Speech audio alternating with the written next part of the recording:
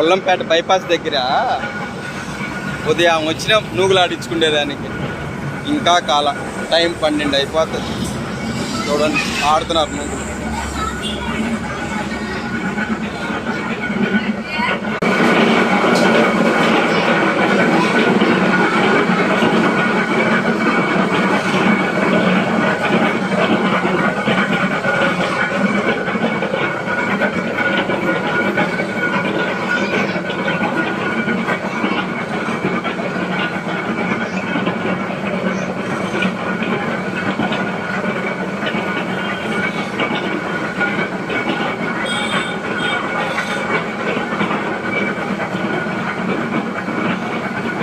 కొబ్బరి నూగులు ఆడించినారు. కొబ్బరి నూనె తీసుకొని పోతున్నారు.